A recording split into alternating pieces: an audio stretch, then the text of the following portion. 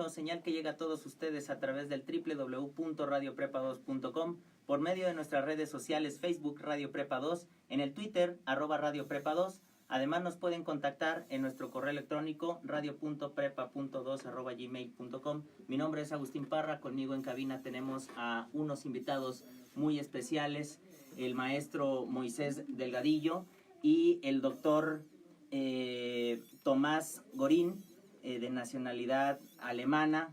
Tiene un amplio currículum. Voy a mencionar de manera muy general porque está, de verdad que es impresionante qué tan amplio es, en todas las universidades a las que ha pertenecido, ha trabajado. Él es de formación, tiene una licenciatura en física por la Universidad de Kaiserslautern, ¿es correcto? Sí, Kaiserslautern. Ah, ok. Bueno, un doctorado en Ciencias Naturales por la Universidad Tecnológica de Dresden, un postdoctorado en el Centro de Ciencias Físicas de la UNAM en Cuernavaca, otro postdoctorado en la Universidad de Freiburg. Sí. Ok, bueno, mi alemán no está muy bueno. No está muy bueno, pero bueno, vamos practicándolo. Es científico invitado en el Instituto Max Planck para la Física de Sistemas Complejos en Dresden, profesor huésped en esta Universidad de Guadalajara desde el 2008, profesor de tiempo completo titular A en esta máxima casa de estudios del estado de Jalisco. ¿Cómo se encuentra? ¿Cómo lo ha recibido? Me comentaba que desde hace 11 años ha estado aquí en Guadalajara.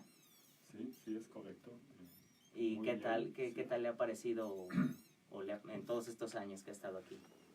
Estaba muy contento, estoy muy contento de estar aquí en Guadalajara y en la universidad, pues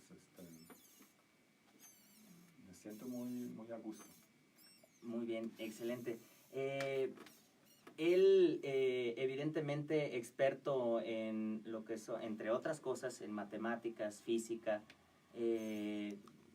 Nos han llegado preguntas sobre estos temas respecto a lo siguiente, y digo, entre otras dudas que también a mí me surgen. Moy, ¿no? ¿Cómo estás tú? Digo, se me estaba pasando. ¿Cómo estás? Muy bien, maestro, muchas gracias. Gracias por la invitación y gracias al doctor por acompañarnos en esta conferencia tan importante en esta semana dedicada a la ciencia, Prepa 2 entre saberes. Me parece que este tipo de conferencias ayudan de manera muy importante a nuestros estudiantes, a los docentes, ni se diga, porque es una motivación para los docentes, pero también una motivación importante para los jóvenes que están todavía algunos hasta indecisos en cuestión de qué pueden estudiar en un futuro.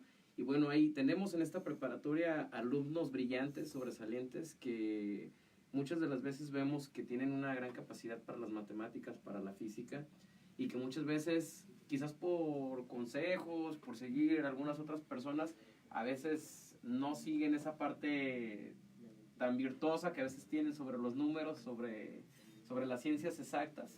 Y bueno, pues me parece importante traer ese tipo de conferencias para que los muchachos puedan visualizar de una manera más clara las matemáticas aplicadas a la ciencia, ¿no? Que ese fue precisamente el tema de la conferencia que impartió el día de hoy el doctor Tomás Gorín, y que me parece que los estudiantes se mostraron muy interesados en la plática. Fue muy interesante la conferencia y bueno, pues es una gran motivación para todos los que trabajamos en el área de matemáticas para seguirnos preparando. Hablo en la línea de los docentes, de seguir aprendiendo, de seguir en busca de mejores experiencias, aprendizajes, de adquirir mayores competencias, pero sobre todo para los estudiantes que van a dar ese pasito en la universidad. Bueno, pues yo me siento muy contento de haber tenido aquí al doctor y de haber tenido una conferencia de esta, sobre todo porque es uno de mis perfiles que me gusta mucho trabajar con los jóvenes, y bueno, pues qué mejor en esta semana dedicada a la ciencia, ¿no? Entre Prepa 2 entre saberes. Excelente. Sí, noté que en la conferencia hubo mucho interés sobre robótica, ¿no? Y hay una publicación, digo, antes de entrar ya a las preguntas, pues, porque eso me parece interesante, entre otras cosas, hay una publicación de Andrés Oppenheimer sobre que tiene título, o sea, titulada Sálvese quien pueda, y habla precisamente de que los robots, pues, tal vez en un futuro nos van a quitar nuestro trabajo en unos 15 o 20 años. Ahí está el tema, no sé qué tanta inteligencia artificial vayamos a tener en ese tiempo, y que sea cierto que algunos trabajos vayan a prescindir, ¿no?, en la sociedad en la que estamos, doctor. Sí, o sea, lo que intenté decir también en la conferencia es que sí veo mucho ese riesgo. No sé si riesgo es la palabra correcta, porque creo que es una cosa inevitable, que la inteligencia artificial, pues, en algún momento será competición para los humanos y será como una especie, bueno, eso ya no sé, pero eso me imagino, que en algún momento sí será como una especie diferente y que se va desarrollando como dentro del marco del darwinismo. Entonces, ahora, no se trata de diferenciar entre bueno y malo. Todos somos buenos y malos, y creo que como los humanos hay buenos y malos, así va a haber programas de la inteligencia artificial amigables y muy malos. Sí, como todo, ¿no? Como todo. En cuestión del tema que se tocó en varias ocasiones en la conferencia, y respecto también al tema principal de nuestra conferencia del día de hoy, que nos hizo favor de impartir, las matemáticas aplicadas en la ciencia, la inteligencia artificial en la robótica, ¿qué tan trascendental o qué tan importantes suelen ser las matemáticas, en la creación de robots o de inteligencia artificial? Esta pregunta por el hecho de que una inteligencia artificial o un robot, pues entran diferentes disciplinas, ¿no? Digo, matemáticas es una de ellas, por supuesto, pero me imagino que también hay otras áreas, por ejemplo, la computación, la programación que debe de haber dentro de todo eso, pero ¿qué tan importante o tan esencial son las matemáticas en este tipo de procesos? Pues, prácticamente creo que es 100% matemáticas. Obviamente depende la definición de matemáticas, o sea, en dónde uno pone el límite entre, por ejemplo, matemáticas y lenguaje de programación.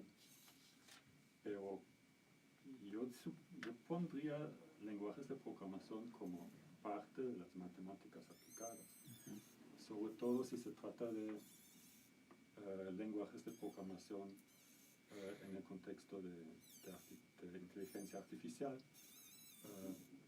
porque las personas que desarrollan esas herramientas son matemáticos. Son también, ¿cómo se llama? Especialistas en computación. Pero la informática y las matemáticas van a la par en ese desarrollo. Los algoritmos que se van ahí desarrollando, bueno, no sé si sea correcto decir los algoritmos en cuestión de, por ejemplo, del internet, en donde la máquina ya va guardando tus gustos, ¿no?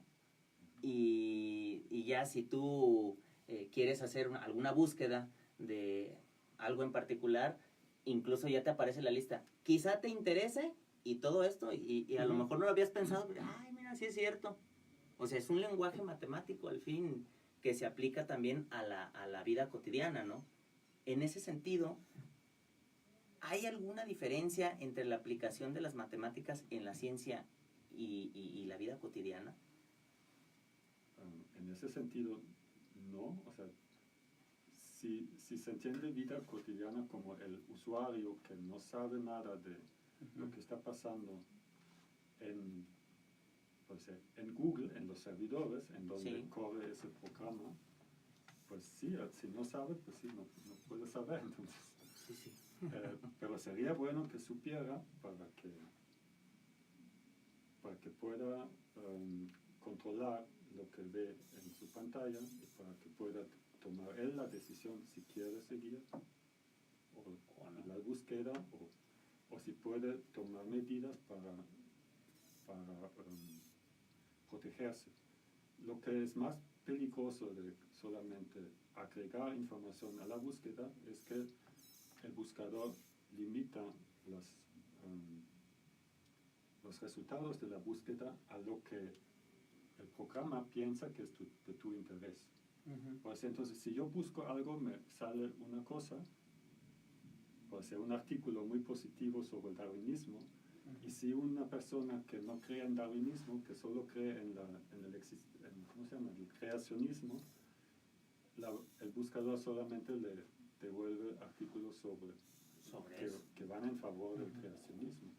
Sí. Es cuando empieza a ser muy peligroso porque nos perdemos de vista, ya no podemos hablar uno con el otro, cada quien se queda en su burbuja. O sea, te direcciona de algún modo el servidor. Y eso es importante saber, esos peligros y tomar medidas. Pues. Sí. Que me parece que creo que con nuestros estudiantes de nivel preparatoria, los que tenemos en la educación media superior, pues me parece que pues muchos de ellos realmente no conocen realmente todas las bondades y ventajas que podemos obtener, por ejemplo, una computadora, porque no saben, pues, o sea, todavía no conocen esos niveles de la ciencia o de la computación o de la programación y se limitan pues a aspectos muy básicos como los juegos, como las redes sociales, como una serie de cosas que yo he visto con mis alumnos. Pero además de esa parte, por lo mismo de que están en cierto nivel y están en un proceso de aprendizaje, de acuerdo a su experiencia, doctor, ¿usted cree que los jóvenes tienen una dificultad en la aplicación de las matemáticas en la ciencia? Es decir, hago esta pregunta porque como maestro de matemáticas no puede faltar la clásica pregunta de, oiga maestro, ¿y esto para qué me va a servir en la vida? ¿Dónde lo voy a aplicar? ¿O qué voy a hacer con esto? ¿No? Y estoy hablando de alumnos desde segundo o tercer semestre que estamos empezando con álgebra, con funciones trigonométricas, no se digan sexto, ¿no? Que ya es parte del precálculo. Y entonces mi pregunta, pues sí es enfocada si usted, que ha estado en las universidades, de acuerdo a su experiencia, a su trabajo, ¿cree que a los jóvenes se les dificulta o que ya saben matemáticas, pero ahora aplicarlas a la ciencia? ¿Es complicado esa parte? Sí, obviamente es complicado. No sé si las matemáticas son más difíciles como el español, por ejemplo. O sea, ahí es en donde realmente no sé, porque pues sí hay estudiantes que tienen, pues les da más habilidad en el idioma o en su propia lengua, y otros pues les da mucha habilidad en matemáticas.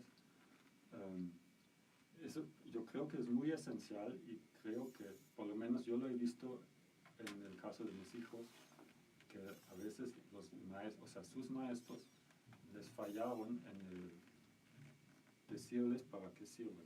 O sea, hacen muchas prácticas de álgebra sin tener idea, ni la menor idea de para qué se ¿para aplican. qué o qué están haciendo. Y eso creo que no tiene por qué ser así. Sí. Incluso en la secundaria no tenían libro de matemáticas, entonces el profesor nada más tenía sus ejercicios que repartía y los tenían que hacer. Entonces, hacían todo un semestre solo álgebra, de polinomios. Y bueno, eso no ayuda a despertar el interés.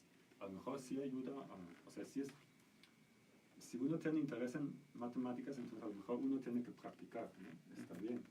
Pero también tengo que saber para qué lo haga, para qué lo hago. Y creo que los maestros deberíamos tener una buena respuesta en eso, para eso.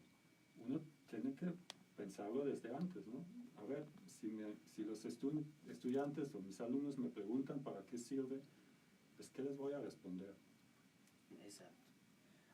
Fíjense, a mí me pasó en la secundaria, en tercero de secundaria, tenía una maestra excelente, bueno, desde mi punto de vista Excel, porque digo que es excelente porque yo aprendí ecuaciones y no las hacía, no, hasta me exentaba mi maestro Moy. No, sí aprendió entonces. Pero pasó que a la mitad del ciclo se jubiló y el maestro que la suplió, pues ahora sí que Nada. nada, no, bueno, al menos yo no le lograba captar la idea, ¿no? Entender. Entonces, en ese sentido, el aspecto precisamente significativo de las matemáticas tiene que ver con un aspecto metodológico de enseñanza-aprendizaje, o sea, con el profesor tiene que ver. Sí, yo creo que sí, pero no creo que sea una cosa muy complicada. Como maestro, uno sí, siempre tienes que identificarte con lo que enseñas. O sea, siempre tienes que tener no sé cómo decirlo, pues tener un cierto entusiasmo, ¿no? Uno mismo, por decir, si yo como maestro me pongo aquí con una cara que, ay, qué aburrido, y por qué tengo que hacer Pues eso. eso es lo que Entonces, transmites. los alumnos pues copian eso. Entonces, eso es lo primero. Pero también es importante tener esas respuestas, o sea, podría decir para qué uno lo hace. Y es cosa de investigar un poquito, tampoco no tiene que ser toda la clase. Y sí, o sea, uno tiene que estar claro que las matemáticas sí es mucho practicar. No hay que engañar tampoco a los estudiantes. Pero es como aprender un idioma, pues si quiero aprender inglés es practicar, aprender vocabulario, y pues así es matemática. Es practicar. A mí me parece muy pertinente su comentario por lo que estamos abordando las matemáticas en la ciencia. Y además como experiencia que tengo como docente, yo a mis estudiantes, por ejemplo, a cada momento cuando tenemos examen, cuando vemos cada tema, la sugerencia de siempre es háganlo ustedes, porque si ustedes copian la actividad, si ustedes no la hacen, el aprendizaje ahí va a quedar. Esto es como un deporte. Mientras más ejercicio hagas, mayor condición vas agarrando más soltura, más facilidad para ir captando lo de los números. Y mientras menos practiquen, cada vez más va a ser más complicado. Y es más complicado porque en la escuela se sigue avanzando con los temas. A mí se me hace una responsabilidad muy grande los maestros que damos, por ejemplo, matemáticas, porque prácticamente matemáticas lo llevan desde la primaria, secundaria, preparatoria, y como por ahí se mencionó en algún punto en la conferencia que mencionó usted, entran a la universidad y las matemáticas siguen estando vigentes, o sea, de alguna otra manera, independientemente de la carrera que vayan, ahí va a haber matemáticas. Y el problema viene, y la responsabilidad que yo estoy comentando es que nosotros como maestros, por ejemplo aquí en la preparatoria, si no tenemos una buena metodología, además de una buena empatía con los muchachos, obviamente generamos un rezago y un problema muy grande en los estudiantes porque llegan a la universidad con problemas o lagunas muy grandes en cuestión de matemáticas, donde los principal afectados pues son ellos en su desarrollo profesional y académico, porque llegan con un vacío de información muy importante. Y me parece que para eso, no sé si usted crea importante o piensa más bien que hay metodologías específicas para la enseñanza de las matemáticas. Pues no lo sé. Buena pregunta. Estamos en ese camino. Estamos. No soy muy, o sea, por lo menos, o sea, yo hago docencia en la universidad, entonces no estoy usando métodos, no sé, por decir, modernos para la enseñanza. Digo, hacer tareas por computadora y hacer cosas en línea y eso. Un lado, pues, mis grupos siempre son chicos, entonces, pues, es más fácil tener Hay contacto oportunidad de directamente. aprender. Ahora, los estudiantes sí tienen que hacer ejercicios con la computadora, pero es como hacer programas, ¿no? Y hacer simulaciones y gráficas y eso. O sea, sí lo usan como herramienta, pero no lo usamos dentro de la enseñanza como herramienta para transmitir pues, la materia, o lo que estoy enseñando. Pues. Y no creo que hace falta conceptos modernos de enseñanza. Creo que hay un estudio, Hattie Report, creo, es un mega estudio sobre qué cosas sirven para la enseñanza y qué cosas no sirven. Y sí, hay esos conceptos, ¿no? Los nuevos planes de estudio por competencias y que hay que trabajar en grupos y que los estudiantes, que los maestros sean guías y ese tipo de cosas. Al final, el resultado fue que no es decisivo. Lo que es decisivo es el interés del maestro, la convicción del maestro y el interés de esforzar, o sea, que él se esfuerce y que muestre el esfuerzo para enseñar. Y que realmente se preocupe, que no deje, por ejemplo, que los alumnos copien porque a él le conviene, porque así tiene un buen promedio y pues, ¿no? Que él realmente se preocupe por lo que enseña y que los estudiantes lo aprendan. Y convencer a los estudiantes de que las matemáticas son útiles, importantes y además necesarias para desarrollar su vida, pues es un aspecto fundamental. Cómo hacerle para que nuestros chicos tengan ese pensamiento, digo, porque vivimos en un contexto en el que vemos a las matemáticas, por lo menos así nos lo dicen de manera indirecta, no directa, ¿no? Pero las matemáticas son difíciles y ya tenemos miles de etiquetas con las ciencias duras, ¿no? Las ciencias exactas. Pues si bien es cierto que las matemáticas son ciencias exactas, duras, que requiere reflexión, que requieren desarrollar un pensamiento abstracto, ¿cómo hacerle para que el muchacho llegue a ese pensamiento de es que es importante, es que me ayuda, es que es divertido incluso? O sea, hay muchos juegos matemáticas que son divertidos. ¿Cómo hacerle? Pues yo creo que allí, de hecho yo iba a preguntarle al doctor, de acuerdo a la experiencia suya en la universidad como docente, ¿qué dificultades tienen las personas en el aprendizaje de las matemáticas? Pero me parece que los que partimos esa unidad de aprendizaje, esa materia, pues la primera dificultad que vemos en muchos de los estudiantes es que a veces no quieren batallarle, no se quieren esforzar. Ven que algo es difícil y lo hacen a un lado. Ponen en la balanza, por ejemplo, otras unidades de aprendizaje no menos importantes, en el mismo nivel de importancia, sí, pero que a veces son más fáciles porque leyendo a lo mejor pueden pasar o hacen un resumen y ya no hay problema y generan aprendizaje, o sea, sí aprenden.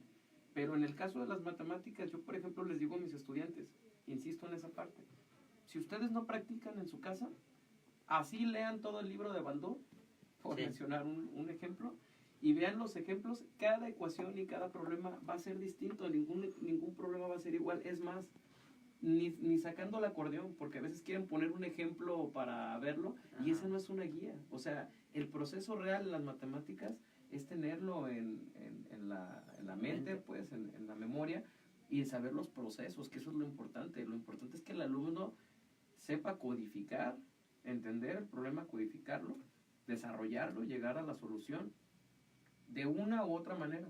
Pero a mí me parece que muchas de las veces los alumnos, quizás a la hora de aplicar las matemáticas, esa es parte de la problemática, ¿no? Que hay una dificultad y a veces mayor, y es cuando ya dicen, no, esto no es para mí. Pues no, es por eso.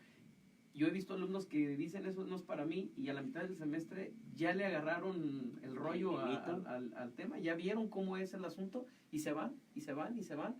Y después me dicen, uy, profe, estaba bien fácil, yo era el que me estaba cerrando. De haber sabido. Pero porque a veces no le quieren batallar tantito a esa parte, que creo que es algo que sucede de manera muy común, ¿no, doctor? Pues sí. Sí, o sea, es importante, o sea, uno tiene que tratar que los estudiantes practiquen y que, pues sí, que también encuentren el gusto en hacerlo. Y la motivación por parte del profesor y hasta de los propios compañeros, porque también juegan un papel importante los compañeros. no me imagino, es todo un ecosistema que se da ahí entre el docente, entre los compañeros, estudiantes, y es más, hasta el resto de los maestros que también empujen a los estudiantes a, no, a ver, échenle ganas a esto, y todas las materias son importantes, o sea, entre los mismos maestros tienen relación. y equipo Sí, claro.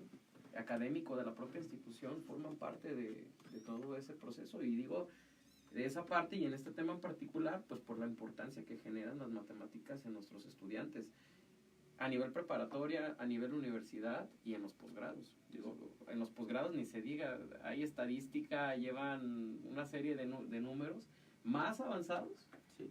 Y que a veces dices, no, eso es lo último que vi de matemáticas fue en la preparatoria, y pues me parece que es importante que no se pierda ese hilo, pues por la importancia que tienen los números, no sé. No, pues definitivamente, porque incluso muchos deciden irse a carreras pues más enfocadas quizá al humanismo y todo esto, pero siguen viendo matemáticas, o sea, al final, por ejemplo, yo voy a estudiar Derecho porque ahí no hay matemáticas, no, Pero o sea, sí hay. Pero es que sí hay, o sea, no tienes tal vez una materia como tal, ¿no? Pero en el desarrollo de tu vida, ves matemáticas, al hacer cuentas, al cobrar, lo que sea, pues, pero ves matemáticas. Entonces, unos van a ciencias políticas y vi que había una relación en su exposición de esta ciencia con la política. Entonces, en controlar la opinión pública, ¿no? Alcancé a observar. No sé si nos pudiera platicar más de eso, doctor. La social, en la parte social, ¿no? Era política. Sí, social, política.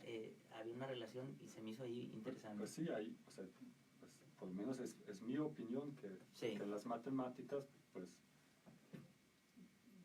dominan, o sea, el que sabe matemáticas puede dominar en muchas áreas lo que está pasando.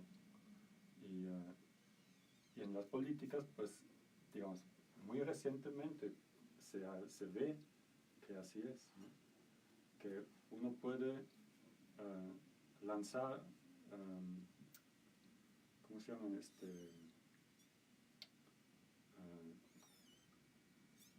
Bueno, como mercadotecnia para apoyar un candidato. Okay.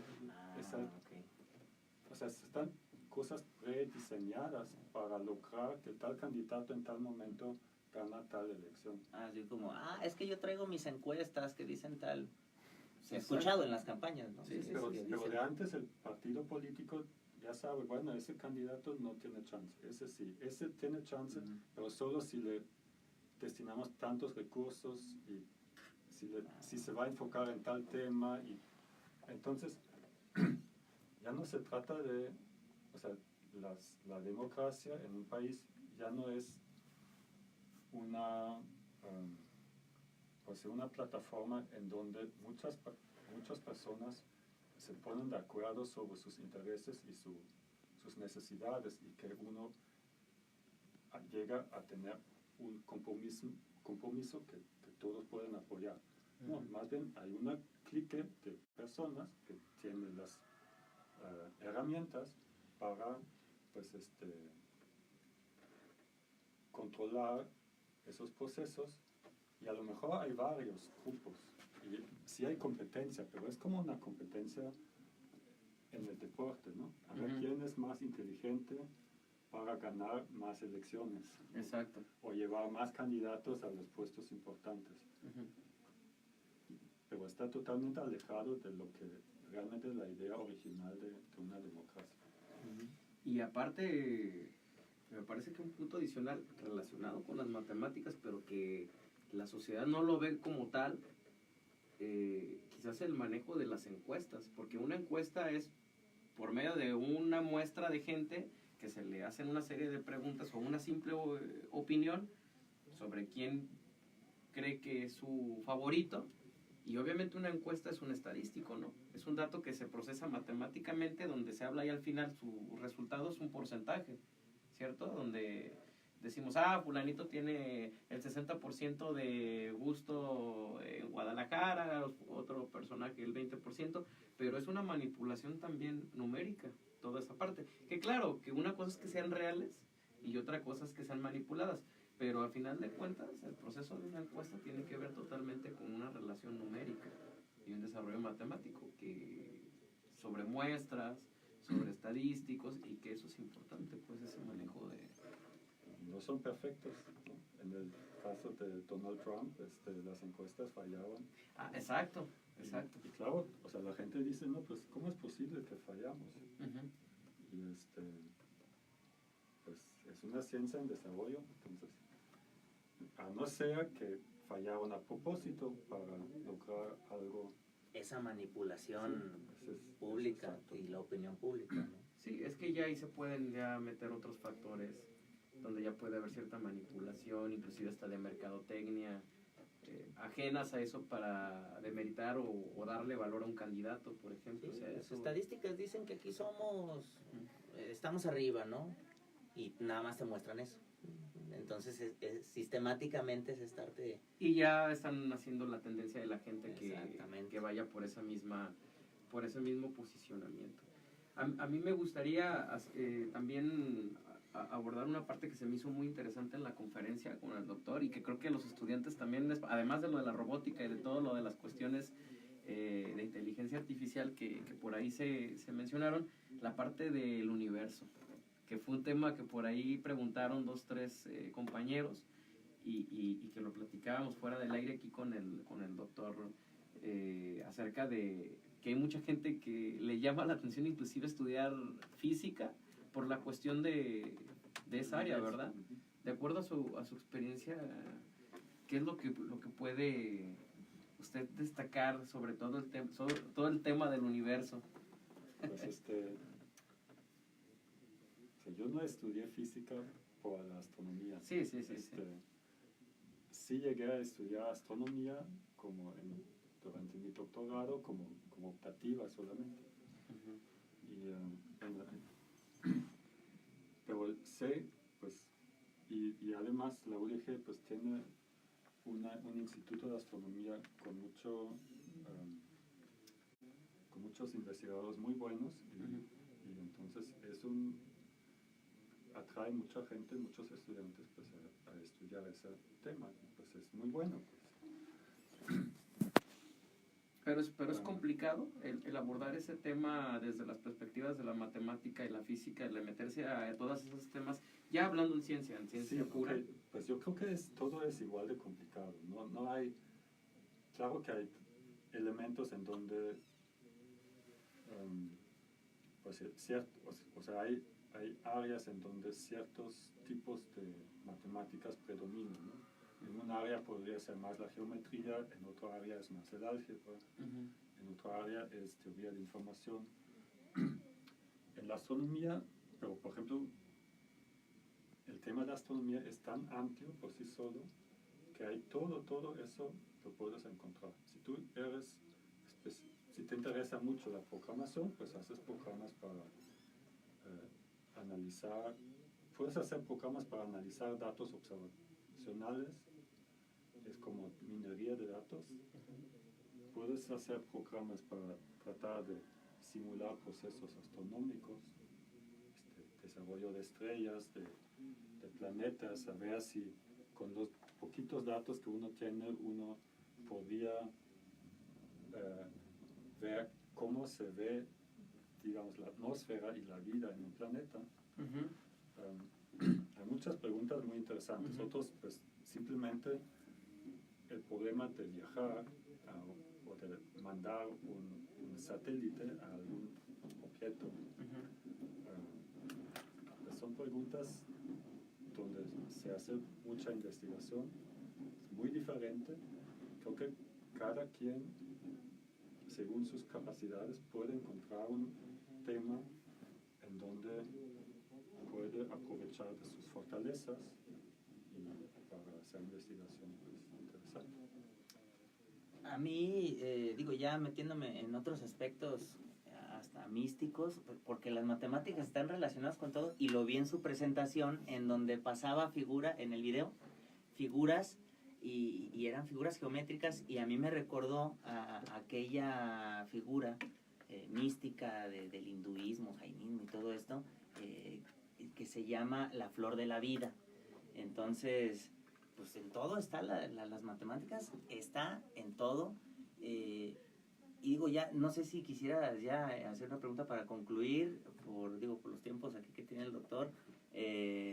A mí me gustaría preguntarle y que nos platicara más que nada sobre si tiene algún proyecto en puerta, si está desarrollando algún proyecto dentro de la universidad o tiene piensos en desarrollar algo. Pues sí, tenemos varios proyectos. Así funciona la ciencia hoy en día. Uno tiene que trabajar pues, varios proyectos. Y pues mi especialidad es la mecánica cuántica, pero en mi grupo, o sea, en nuestro grupo, pues hay profesores que más orientados en las estadísticas y procesos estocásticos, y pues ahí estudiamos muchas cosas diferentes, desde procesos cuánticos hasta procesos como huracanes o procesos incluso neurológicos, Sí. como el estudio de fases de sueño. Ahora, eso lo hacemos en colaboración con gente que capacitado en eso, con no sé cómo se llaman, los que estudian el cerebro. Neurólogos. Y nosotros nos ocupamos de analizar de datos y de proponer herramientas para encontrar patrones de comportamiento. Y ellos ellos pues interpretan los resultados, ¿no? Sí. Que pues no se puede, pero nosotros pues tenemos ese tipo de proyectos. Y somos muy flexibles en realidad. Como somos un grupo teórico, entonces pues podemos trabajar, podemos cambiar el tema más o menos fácil, pues no necesitamos cambiar nuestro laboratorio. Sí. Y bueno, ya una última pregunta de parte, hablando precisamente de lo que nos comparte.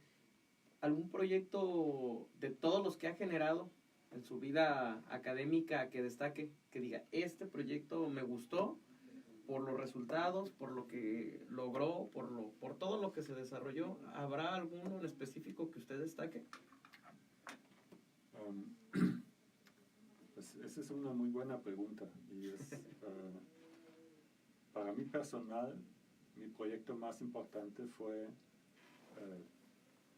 relacionado con la mecánica cuántica, desarrollar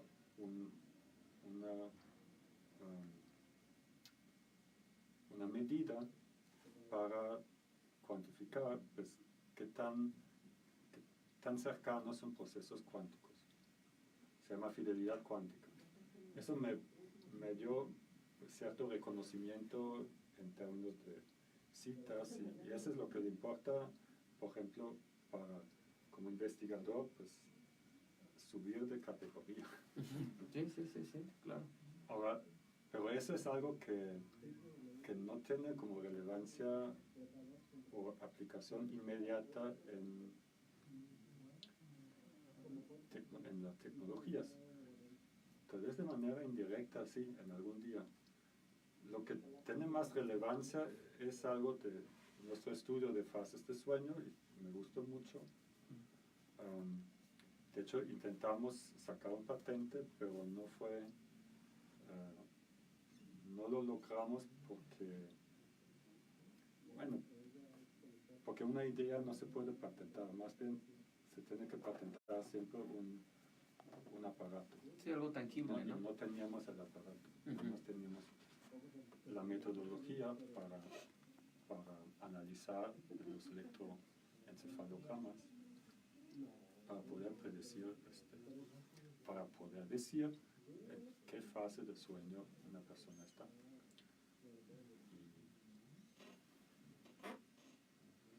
Pues sí, creo que esas son las dos cosas que como que más o menos concluyeron y que salieron bien. Muy interesante, ¿no? Pues investigaciones que están ahí, muy interesantes, esperando que haya más,